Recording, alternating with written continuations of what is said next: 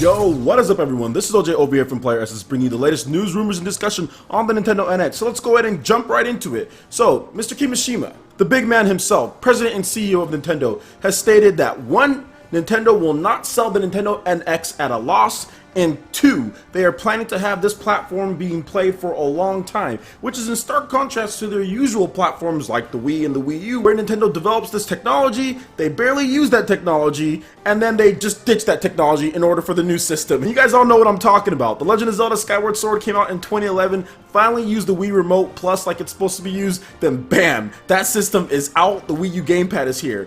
Finally, in 2015, we get Super Mario Maker, we get Splatoon, we get games that finally use the Wii U gamepad, and bam, 2017, the Wii U gamepad is added in. There's really nothing left for 2016. So Nintendo's reckless use of technology as far as the time span goes, it seems like it's coming to an end with the Nintendo NX, as this platform will be played for a long time, according to Mr. Kimishima. Now, if you want the full quotes as far as what he said, please head down to the description below. I'll have a link over to PlayerEssence. You can check them out there and the source articles. But I do want to talk about a couple things, because I have been getting a couple inquiries from people saying, oh, well, if it's not going to sell at a loss, that means it might be underpowered, which is false. The PS4 is not sold at a loss anymore, and I don't think it was really even sold at a loss to begin with. I think it was either breaking even or it was sold at a slight profit.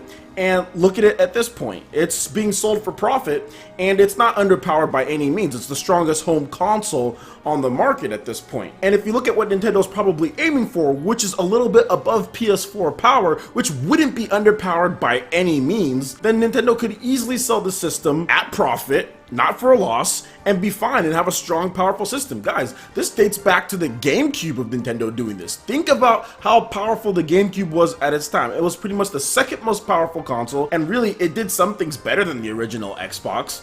And look at how cheap it was compared to the PlayStation 2 and compared to the Xbox. I think it was $199 at launch, and it got frequent price drops all the way down to $99. So you were getting a very powerful box for a very good price. Although I do think that they're going to rely more on streaming and other things than rely on having like a Blu-ray player or stuff like that built in, because that's just added cost that doesn't really matter at this point, at least not for where Nintendo needs to go with. Most people that they're going to be targeting for this system either already have a Blu-ray player with a PS3, a PS4, an Xbox One, so Nintendo can remove stuff like that and still have a powerful system that is sold at a good price. However, I do think that Nintendo is going to focus a little bit more on online and a little bit more on streaming services, so like Twitch. I think Twitch needs to be integrated in there, since the other platforms already do that really well, and Twitch has become something that even casual gamers now do. I think it's time Nintendo says, yes, we're going to hop on the Twitch bandwagon,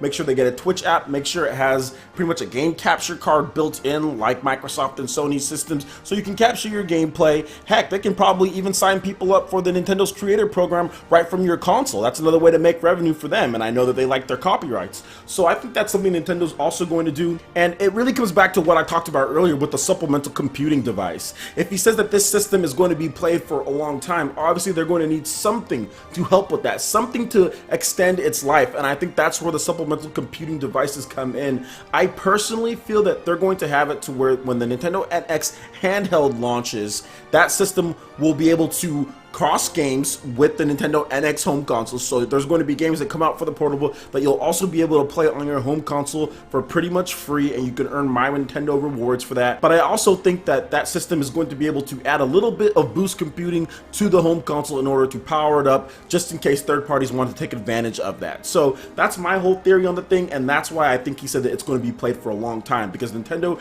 is not known for that. Nintendo is really known for putting out systems 4 or 5 years, sometimes 6, like with the Wii, sometimes 6 years, and then bam, done. We're moving on to the next thing. We got a whole new concept. I don't think that is cost effective in today's market to be doing stuff like that. Otherwise, you're going to just keep on having to start over and over with the virtual console and with the games. I think that you need to build a platform that can last for a little bit longer and that people are happy with as far as power goes. And I think Nintendo knows that, especially after the failure of the Wii U. So that's how I interpret Mr. Kimishima's comments. Alright guys, that basically wraps it up for this video here. Make sure you hit that like button if you did like it. Lets me know you guys want more content like this going forward in the future, and also subscribe to PlayerEssence for more news, reviews, trailers, tips and tricks, and everything on the Nintendo NX. Thank you so much for watching, and we will see you for the next video.